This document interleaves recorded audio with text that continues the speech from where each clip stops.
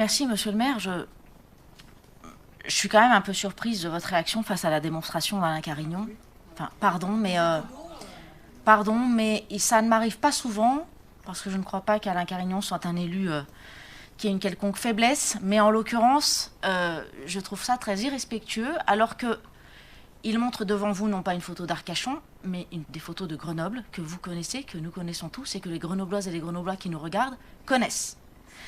Donc, à un moment, moi, je veux bien que vous disiez que c'est une litanie. Il n'empêche que les preuves sont là, quand même, et que la moindre des choses serait plutôt de répondre sur le fond que de faire d'un revers de la main circuler. Il n'y a rien à voir, ce que je vous avais d'ailleurs reproché au dernier conseil municipal. Je vois que les habitudes sont féroces.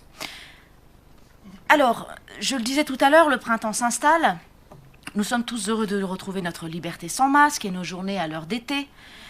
Les apéros sans fin, je le disais, les balades du week-end en ville et le plaisir des parcs pour les enfants.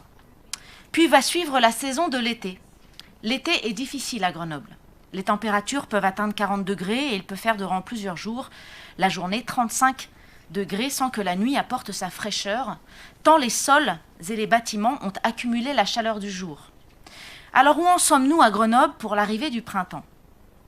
Végétalisation de la ville. Merci à Alain Carignon de cette brillante démonstration.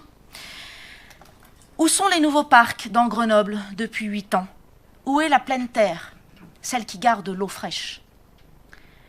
Les terrasses. Post-Covid, les terrasses ont réduit.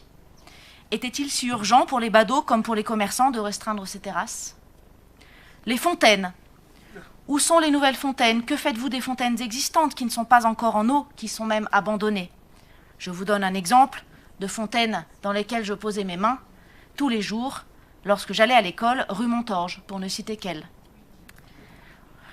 Les piscines, pour la fraîcheur de l'été.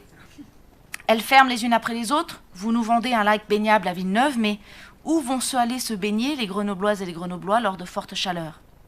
Les balades en ville, entre vitrines fermées, odeurs d'urine qui vont revenir avec la chaleur de l'été. Quelques SDF agressifs, oui. Et une impossibilité, bien sûr, de stationner lorsque l'on vient de l'extérieur. L'ombrage. Où est l'ombre à Grenoble? Avez-vous prévu d'ombrager une des rues piétonnes, par exemple, pour cet été? Où est la ville nature à Grenoble, mesdames et messieurs les écolos? Aujourd'hui, la ville nature est une nécessité après des dizaines d'années de bétonisation de la ville. La ville nature, c'est une ville déminéralisée et végétalisée, une ville agréable, fraîche, apaisée, attractive. Un lieu où la nature et la ville s'entremêlent, où la ville crée la nature et la nature fait ville. La ville et la nature ne s'opposent plus, mais produisent ensemble la ville à vivre pour demain. Rappelez-vous, replacer le vert au corps de notre ville. Nous l'avions porté pendant les municipales. Planter 50 000 arbres, créer des forêts urbaines, créer de nouveaux parcs naturels, paysagers, créer des jardins, partager dans chaque quartier, développer les murs et toits végétalisés, construire des immeubles forêts, embellir et végétaliser les places publiques, dessiner et créer des balades vertes, des balades patrimoniales, des parcours de santé, faire de Grenoble une ville d'eau, renforcer la présence de l'eau sur les places publiques, miroirs d'eau, fontaines, renforcer la présence de l'eau dans les rues, aqueducs, points d'eau potable, travailler la perméabilité des sols, récupérer les eaux de pluie, réouvrir les rivières enterrées, redonner aussi leur place aux animaux, gérer la propreté et les déchets, faire confiance à l'innovation technologique en expérimentant, pourquoi pas, le bitume végétal. L'écologie n'est plus un objet en soi.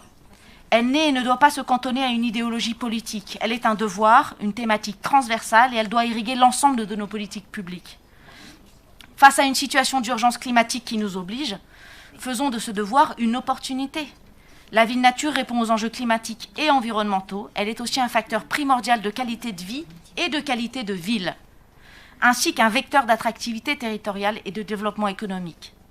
S'engager pour l'écologie aujourd'hui, c'est bâtir l'avenir des générations futures, et ça passe aussi par le fait de planter des arbres. Vous proposez aujourd'hui 600 arbres donnés aux Grenoblois. Mesurette, rikiki par rapport aux enjeux. Est-ce que vous vous rendez compte du décalage entre les paroles et les actes? Vous avez pourtant nommé un adjoint à la nature en ville, aux espaces publics, à la biodiversité et à la fraîcheur. Mais où sont donc les révolutions? Merci.